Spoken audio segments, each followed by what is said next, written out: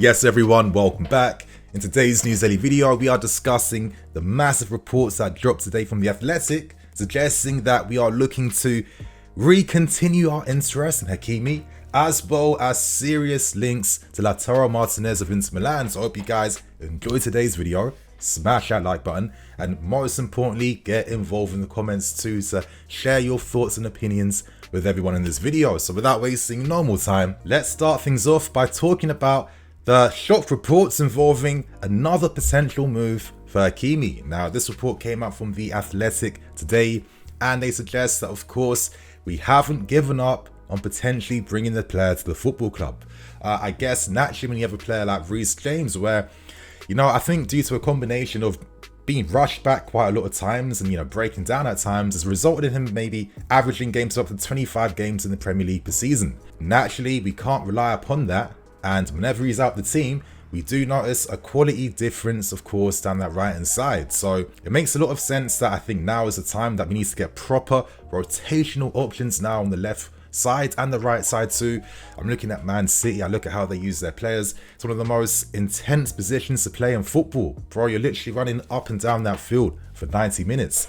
You have to be rotated sometimes. And this season, this summer, we need to make sure we have the right quality in case players have to be rotated. So, let's move on, of course, though. I guess we are looking at backup solutions as well, too. The report does state that Dujon Sterling is going to get another chance this pre-season to impress Tuchel. Now, Tuchel liked what he saw from the player last season. However, the player just recently coming back from injury as well, too. He needs to play a full season of football to really get back that muscle memory and get back to good form. He had a good season at Blackpool, so let's see what he does this pre-season. And I think there's some logic behind this because, actually, you know what, for this point, I think I have to say it in the second video that drops today because I don't want to convolute this main video right now. But moving on though, back to Hakimi, it's interesting because essentially we didn't sign the player last summer because we did get priced out. And on top of that, our interest was not as concrete as Paris Saint-Germain's, who easily and quite quickly got that deal wrapped up because, we just weren't as serious. Now, this had some potential consequences. The result of the public interest in Hakimi meant that Liv Romanto felt a bit disillusioned and thought maybe, for the sake of his career, it's time to get minutes right now. And I can tell you guys as well too, I know that Reece James and his dad also held meetings and talks with the club because they felt like, what is the sense in signing a player that competes literally in the same position I do? What is happening here? So it's not just about youth players being affected, it's kind of standard in football to keep things real. So for this next segment of this point, I like to talk about things and pros and cons. I think, when you talk about things on both sides, you can maybe get to better conclusions and answers. And, to talk about maybe the pros first, would it necessarily make sense to potentially repeat the same mistakes from last summer? You're looking at Reece James. We want to tie him down to a long-term deal. Madrid and Man City are actively interested in the player too. And you never know in this game if they could potentially persuade him to sign. Is this interest going to maybe make James feel more safe to really commit his future?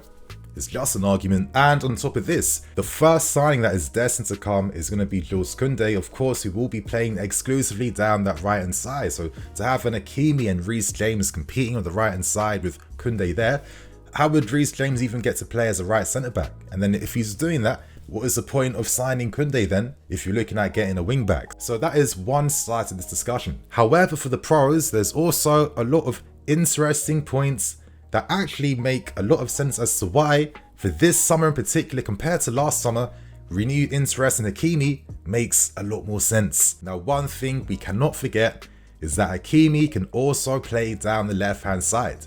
In a sense, he could be signed as our very own Cancelo-esque player who is able to bring the same equal quality down either flank. We saw last season how our season was definitely detrimented by, the sustained losses of Reece James and Ben Chilwell in the system. And in long seasons where you're hoping to win everything every year for the big clubs, you need to have a squad that is ready to compete at the highest level for 60 games plus. For me, especially in the wing-back positions, I really have a lot of influence now from Man City. They might have that their main guys are using the big games. However, they're very open and confident in rotating when they have to if maybe some fitness and form is down due to the quality they can rely upon. So I do think that if you dispute the minutes between a Hakimi, Chilwell, Reece James and whatever, I think you make all the players happy And I think ultimately the squads and the team benefits even more. Now, there have been reports that Neymar could potentially be on the move at Paris Saint-Germain. I mean, after the bumper, incredible contract offer they gave to Mbappe, there's no way they can fully sustain that without selling at least, I think, one star player. I think it'd be a lot harder to move on Neymar because I don't think post-pandemic many clubs have the funds to spend like 400k a week on wages for one of the top stars in the world. But I think they could potentially be more open to maybe releasing a Hakimi, knowing that they can get a lot of money invested in him, free up the wage bill as well too, and maybe make some smart short-term transfer options, like potentially signing like a Jonathan Klaus from Lens, who's been a top player in Ligue 1 for a while now, and could of course be that option on the right-hand side if Hakimi did leave. And reports actually came out in March when Paris Saint-Germain got knocked up by Real Madrid. I think a lot of us forgot that until they did resurface again today on socials. And after that defeat to Madrid, finally exposed some of the divisions happening behind the scenes at Paris Saint-Germain. Now, as some of the reports do suggest, as you can see some of the extracts on screen, you guys, they do talk about the fact that there could be a bit of a division now between like French-speaking players and of course, the Latin American players at the club as well too. Providing more insight based on the articles and reports I've just read.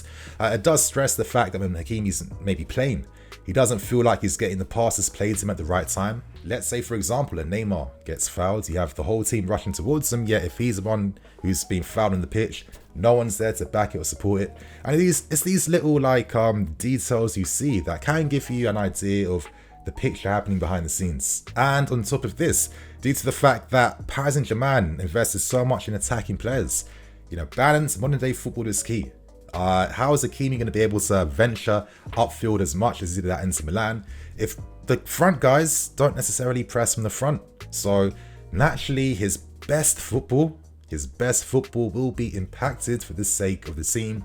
And reports are suggesting that maybe Hakimi now is a bit frustrated with life in Paris Saint-Germain, would be open to leaving. And considering Paris Saint-Germain, I think we'll have to sell one player to help address the wage concerns after that massive Mbappe contract. And with Neymar, Messi, I mean, you can go on. I think it could be smart this summer to make a move for Hakimi. A part of me just finds it just so baffling that, how often do clubs, they sign their very best players and have no real plan to get, maintain that same standards of quality that the players need in their game to be able to actually excel playing for the team.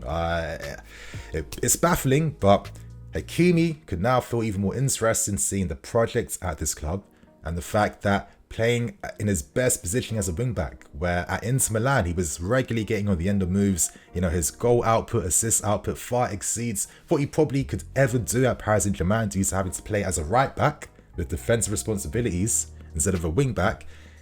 It could make a ton of sense to sign our Cancelo in this team for next season. Everyone in the comment section right now, how do you feel about the story? Do you think that this is a move to make this summer? Or are you a bit frustrated still that, we're going back into the market again for a wing back when we could have just kept Livramento this entire time? I might even have like another 70 mil to spend on someone else in this window. Who knows? Let us know below. And now moving on to end things, we discussed another big report today, and that involves Lautaro Martinez of Inter Milan. Now, reports from The Athletic state that he's another attacking option being considered and monitored by the club at this point in time. He's seen as a possible solution potentially to unlocking a Lukaku after their devastating partnership, which produced countless goals and assists during that title-winning season at Inter Milan. It could be argued though that is it the right strategy to potentially recreate the conditions that Lukaku thrived in at Inter Milan when maybe you have other players like your Kai Havertz's and Mounts that Inter never had that would potentially be affected if you have to use a Martinez and Lukaku up front exclusively all the time. Still, Inter Milan, due to their current financial situation, they will have to sell one player this season. There's talks that they're looking to bring a Lukaku, and I'll discuss the Lukaku reports in another video coming out today. But I guess ultimately, targeting a move for Martinez means that you're really conditioning how you want your attack to be. And that is more of a focus on, central attacking play compared to using players out wide and using winger threats. For me, I find it really interesting that, for the system we play, we target Lukaku over Martinez. Martinez at Inter Milan was literally the hold-up guy that was literally feeding Lukaku with the ball and was dropping deeper where, he could express his 1v1 skills. He could shoot from deep, he could link up the play, etc, etc. And with how we play and with how we want our striker, like with how we see from Kai to drop deep and influence from deeper, why was Lukaku targeted to be a hold-up guy when literally the guy that let him run in behind was Martinez? It's interesting. Still though, Martinez joins alongside other concrete targets like Nkunku, Nunez, and many other players as well too, Dembele, etc, etc. And I guess with the abundance of talent we're looking at, I think all that communicates to me personally is the fact that there still is no proper set plan on what we want to do with our transfer activity for this summer. And here I think there's a lot of logic that could explain why potentially we might have to reduce the excitement a little bit due to, one, this sanctions that literally stopped conversations and, you know, made the futures of many players up in doubts. You know, other clubs are literally conducting business way before the window opens up again, and already we're at a massive disadvantage. We have tons of players leaving, positions that we need to refill. You know, we have to make decisions on how we're going to move on certain players and how we want to play. I feel like it's a very complicated window that's about to approach. And I think that's reflected by the different types of attacking talents we're looking at. I think that's telling me that there's potential ideas on where we could focus down on. I guess if you go on the route of like a Martinez or Nkunku, you're focusing more on central players to be able to make the system work. However, if you go for this man Dembele, then I'd think that maybe a Martinez signing could never run, because then you have to maybe focus on attacking out wide to get the best out of a player like a Dembele. I guess naturally it makes a lot of sense as to why there's confusion, because we still don't know necessarily what attacking players will be leaving. You know, talks of Lukaku with management need to still be conducted to be finalized. The future of your Werners, Ziyechs, etc, etc, until we can really find the time to do that, which unfortunately we haven't been able to do due to sanctions and due to not being able to hold these talks. Could time run out against us? I guess we'll only find out. With new ownership, maybe this summer the strategy and common sense could be to maybe replace players in the team, and then next summer, once we can use the new data analytical tools and new transfer strategies to improve the team, we focus on making those key signings that can transform a team for years and years in the following window. Time will tell. Let's see what happens, you guys. But on that note, I'm going to wrap things up, keep things moving. Thank you for watching. More videos coming out today, you guys. You know, I'm feeling in a good mood, so let's go. And on that note, I'm Nini FC. This is Blue Lions CV. I'll catch you guys later with some more videos. Cool.